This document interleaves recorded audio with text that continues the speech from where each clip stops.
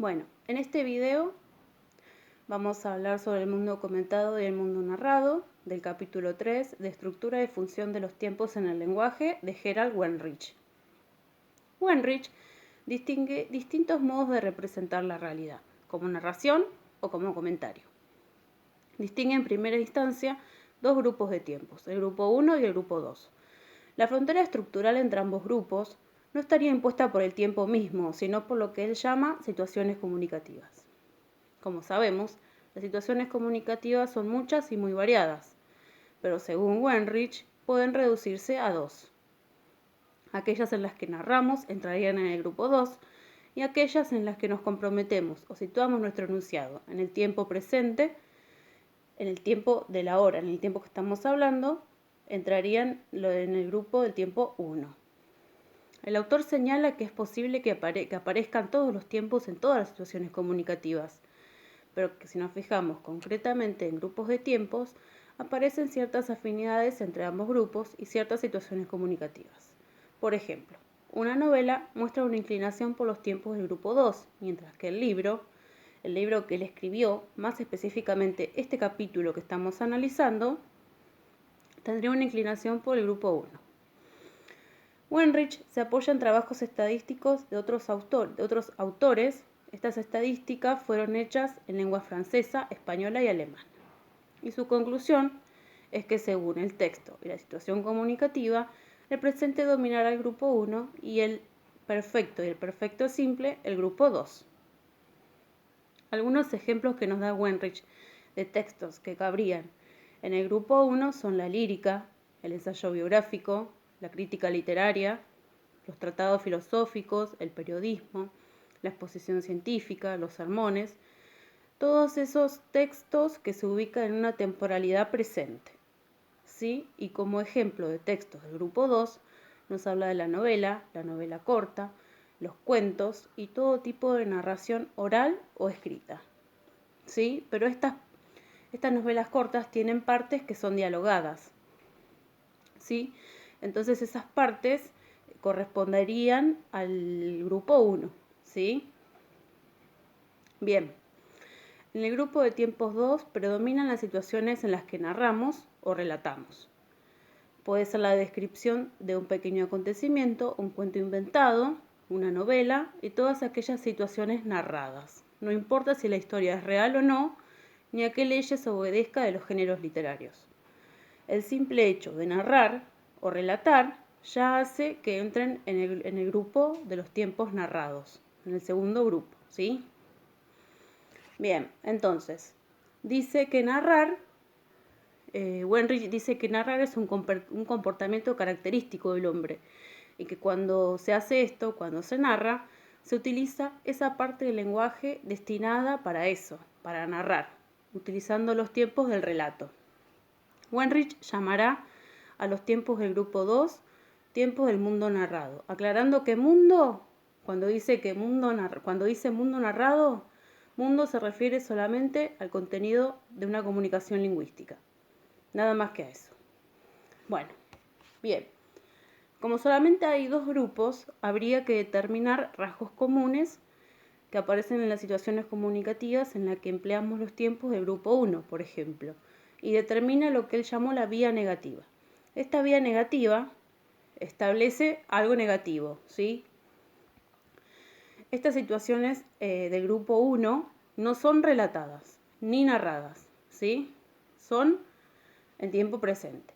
Para explicar esto, acude a mostrarnos la diferencia entre narración y no narración, narrador y no narrador, ¿sí? Y aquí comienza a comentar Weinreich la actitud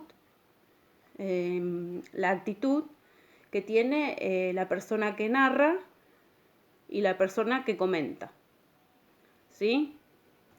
Cuando uno cuenta un cuento o cuando uno hace un comentario. En una situación narrativa, cuando uno está contando un cuento, tiene una actitud relajada y distendida, una expresión serena, mientras que en una situación no narrada, el hablante está comprometido y su actitud es de tensión. En el mundo comentado no es adecuado escuchar relajadamente, ¿sí? No estamos escuchando un cuento ni un relato narrativo como para escucharlo relajadamente, ¿sí? Estamos escuchando algo en el mundo comentado que nos tiene que tener alertas, ¿sí? Wenrich nos da un dato importante, una clave, cuando nos dice que los tiempos verbales nos dan información del modo en que debemos escuchar. Y el oyente tendrá una actitud diferente en uno u otro caso. Esta actitud de la que estuvimos hablando, del que narra y del que comenta, ¿sí? El mundo narrado es diferente a nuestro tiempo. Puede quedar fijado en el pasado. Un ejemplo de esto es cuando, por ejemplo, vemos que ponen el año en el que sucede algo con puntos suspensivos. No termina de completarse. Esa historia queda fijada en una atemporalidad, podríamos decir. No tiene un tiempo específico, ¿sí? ¿Sí? Sino que queda en el pasado. Continúa explicando que el imperfecto y el perfecto simple en la novela no tienen significación de tiempo, sino que la significación es espacial, alejándonos de lo que miramos y haciéndonos partícipe, es decir, al lector, haciendo partícipe de los hechos que suceden en la novela, en el texto, ¿sí? Estos tiempos, el imperfecto y el perfecto simple, marcan una separación de nuestro mundo presente, ¿sí? Desplazándonos a ese plano mítico atemporal, ¿sí? Bien, en un momento también Wenrich cita a Gunther Müller y cómo este autor le llama la atención algo que de tan evidente pasa de ser percibido. Dice que el tiempo narrado es de otra especie. Es de otra especie diferente al tiempo vivido, dice Müller. Él dice que en un punto es más rico y en uno más pobre. Y Wenrich concluye esta cita de Müller diciendo que todo tiempo relatado es tiempo acumulado. ¿Qué quiere decir con esto? Que está en un lugar que no es vivido, que no es el tiempo real de nosotros, el cotidiano, ¿sí? El tiempo narrado no puede ser identificado con una fracción del mundo comentado o vivido, está fuera de esto. Y también nos habla de los adverbios de tiempo. Dice que el mundo narrado no puede haber adverbios de tiempo y que hay adverbios para cada uno de los mundos, para el mundo comentado y el mundo narrado. Y que esos adverbios también nos van a situar en qué mundo estamos, en el mundo narrado o en el mundo comentado. Dedico un apartado especial en este capítulo para hablar de los cuentos infantiles, ¿sí? Y nos dice que esta clase de relatos los relatos infantiles son extremadamente distanciados de la cotidianidad y que crean un mundo con un tiempo propio.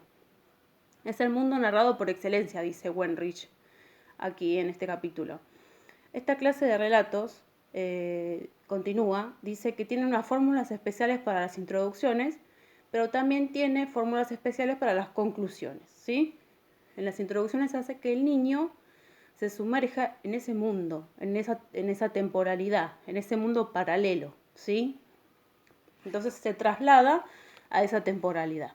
Y para sacarlo de ese mundo también hay fórmulas para las conclusiones. En las conclusiones suele haber un verbo del mundo comentado. Un ejemplo de esto puede ser, y colorín colorado, este cuento se ha acabado, ¿sí? Cuando termina el cuento. Bien. Es a través de los cuentos infantiles que el niño aprende a descubrir otros mundos, en los cuales deja volar su imaginación y se siente libre. Los niños aprenden el mundo relatado en estas historias y aprenden a diferenciar el mundo narrado del mundo verdadero, del mundo real. La conclusión que nos otorga Wenrich hacia el final del capítulo es que en una situación en el que se comente algo, pueden introducirse pasajes narrativos y a la inversa. Un relato puede contener partes informativas y dialogadas o cualquier tipo de comentario también, ¿sí?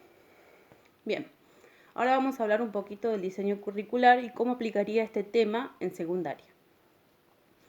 Como sabemos, las prácticas del lenguaje constituyen porciones del lenguaje en uso, por eso son prácticas del lenguaje. Y la participación de los estudiantes en diversas situaciones comunicativas, que pueden ser cada vez más formales o no. Conversaciones y diálogos formales que traten de temas de estudio o de temas de interés general también.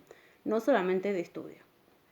Entonces, tienen que cumplir con diferentes propósitos.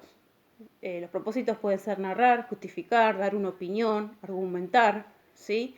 Y para que ellos desarrollen todas estas destrezas, es importante que puedan moverse con comodidad dentro de los paradigmas verbales y que sepan cuáles verbos utilizar en cada caso.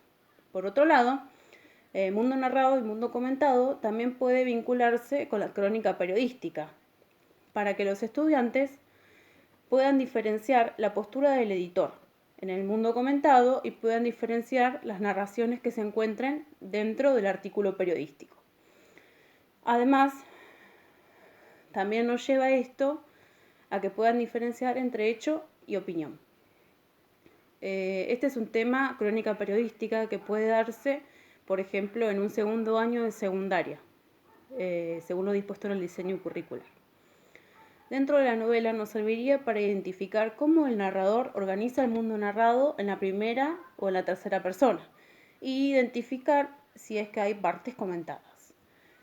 Estas partes comentadas las van a poder identificar a través de poder a partir de poder identificar los paradigmas verbales y tener bien en claro esto, ¿no? Entonces van a poder identificar las partes comentadas. Bueno, profesora, espero haber cumplido con la consigna, espero su devolución. Muchas gracias y un saludo. Chao.